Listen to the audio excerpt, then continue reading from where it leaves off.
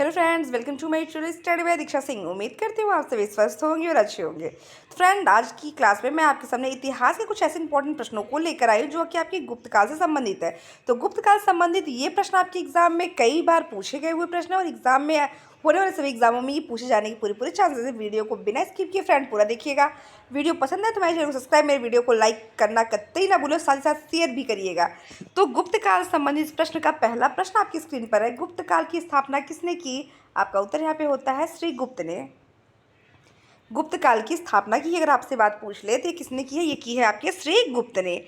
अगले प्रश्न की तरफ बढ़ते हैं। अगला प्रश्न आपकी स्क्रीन पर है। गुप्त वंश का वास्तविक संस्थापक कौन है? ध्यान दीजिएगा, जब आपसे बस पूछा जाए गुप्त वंश की स्थापना किसने की तो आप बताएंगे श्री गुप्त। और अगर आपसे पूछा जाता है गुप्त वंश का वास्तविक संस्थापक, वास्तविक शब्द अगर जुड़ता है तो आप बताएंगे चंद्रगुप्त प्रथम। लेकिन अगर एग्जाम्पल के लिए अगर आपको एग्जाम के समय में श्रीगुप्त ऑप्शन में मिलते हैं और चंद्रगुप्त नहीं मिलते तो आप वहाँ पे श्रीगुप्त ही लगा के आएंगे। तो नेक्स्ट प्रश्न आपकी स्क्रीन पर है फ्रेंड, वह है आपसे पूछता किस गुप्त शासक ने लक्ष्मी राजकुमारी कुमार देवी से विवाह किया था? तो कौन सा वो गुप्त शासक था जिसने लक्ष्मी की राजकुमारी से, जिसका नाम था कुमार देवी, उससे विवाह किया था? तो वो किया था आपके चंद्रगुप्त प्रथम, जो गुप्त वंश के वास्तविक संस्थापक के रूप में जाने जाते हैं। नेक्स्ट प्रश्न, भारत का नेपोलियन किसे कहा जाता है? तो भारत के नेपोलियन की अगर बात करें तो वह कहा जाता है आपके समुद्रगुप्त को। वो आप कहा जाता है आपके समुद्रगुप्त को। अगला प्रश्न, समुद्रगुप्त को भारत का नेपोलियन किसने कहा?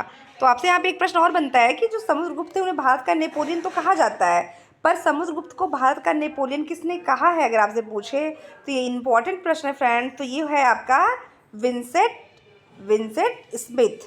नेक्स्ट प्रश्न की तरफ बढ़ते हैं।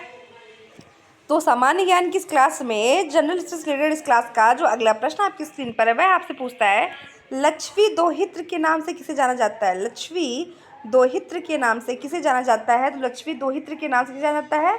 तो वह है आपका समुद्रगुप्त, जिसे आप भारत के नेपोलियन के नाम से भी जानते हैं। नेक्स्ट प्रश्न, कौन सा गुप्त शासक वीणा बजाने में निपुण था? तो कौन सा गुप्त शासक था जो वीणा बजाने में निपुण था? वह था आपका समुद्रगुप्त। तो ध्यान दीजिएगा, मैं आपको गुप्त से संबंधित उन्हीं प्रश्नों को बस बता रही हूँ जो कि आपके एग्जाम में कई बार रिपीटेड और आगामी परीक्षा में ये पूछे जाने के भी इनके चांसेस हैं। तो अगला प्रश्न आपकी स्क्रीन पर है, देवी चंद्रगुप्तम किसकी रचना है? महत्वपूर्ण प्रश्न है ये, रचना से संबंधित महत्वपूर्ण प्रश्न है कि देवी चंद्रगुप्तम किसकी रचना है। देवी चंद्रगुप्तम की अगर बात करें तो ये आपकी विशाखा दत्त की रचना है। नेक्स्ट आपसे पूछता है किस गुप्त शासक को शक विजेता कहा जाता है?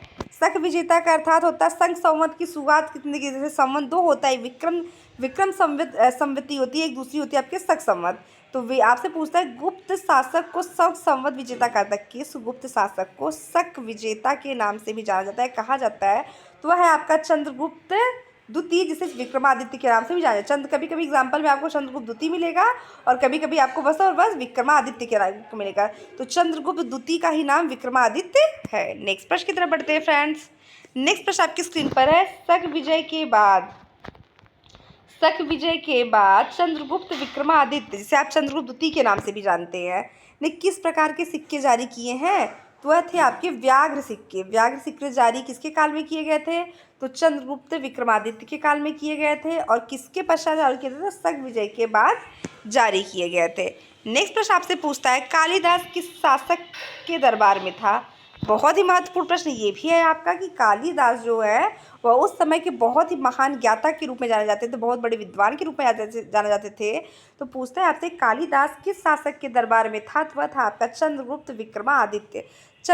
विक्रमादित्य। नेक्स्ट प्रश्न की तरफ बढ़ते हैं फ्रेंड। नेक्स्ट प्रश्न आपकी स्क्रीन पर है, चंद्रगुप्त विक्रमादित्य ने अपनी पुत्री का विवाह किस वंश में किया था?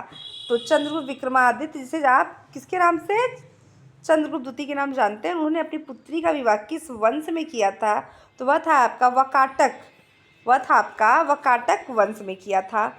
अगले प्रश्न की तरफ बढ़ने से पहले फ्रेंड फटाफट मेरे वीडियो को आप शेयर करते हुए आगे बढ़ते रहिए। अगला प्रश्न आपकी स्क्रीन पर है, वो भी अभी गुप्तोत्तर काल अर्थात आपसे गुप्त काल संबंधित ही कुछ इंपॉर्टेंट प्रश्न है, उसके बारे में देख लीजिए। हर्षवर्धन कब शासक बना?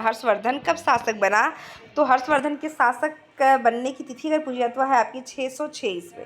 606 ईसा पूर्व। तो फ्रेंड आप सभी से मैं यहाँ रिक्वेस्ट करना चाहती हूँ, प्लीज़ मेरी वीडियो को आप लाइक और चैनल को सब्सक्राइब करना कतई मत भूला करिए, ताकि आप ही की तरह बहुत सारे हमारे ऐसे फ्रेंड हैं जो जीके जी इस क्लास से जुड़ सके और आप ही के साथ मैं भी मोटिवेट होती रहूँ इसी तरीके लेटेस्ट वीडियो आप तक पहुँचाने के लिए। तो अगला प्रश्न आपकी स्क्रीन पर है, हर्ष के पूर्व वर्धन वंश की राजधानी कहाँ थी? हर्ष के पहले जो वर्धन वंश था, जिस वंश में जो है हर्ष का जन्म हुआ था, उनकी राजधानी पहले कहाँ थी? तो वह थी आपकी थानेश्वर। उनकी राजधानी कहाँ थी? तो वो थी आपकी थानेश्वर। अगला प्रश्न आपसे पूछता है, हर्ष के शासनकाल में प्रारंभिक वर्षों को जानकारी किससे प्राप्त होती है? हर्ष के शासनकाल में प्रारंभिक वर्षों की जानकारी किससे प्राप्त होती है? तो आपका उत्तर यहाँ पे होता है हर्ष चरित्र में, हर्ष चरित्र।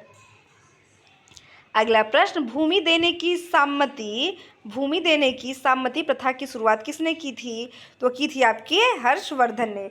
तो आज की इस क्लास में गुप्त वंश संबंधी जितने भी प्रश्न पूछे जाते हैं वो मैंने सभी के सभी बता दिया है। फ्रेंड अगर वीडियो पसंद आए तो मेरे चैनल को सब्सक्राइब, वीडियो को लाइक और वीडियो को शेयर करना कतई ना भूलिए। चलिए मिलते हैं आपसे नेक्स्ट सेशन में, तब तक के लिए धन्यवाद।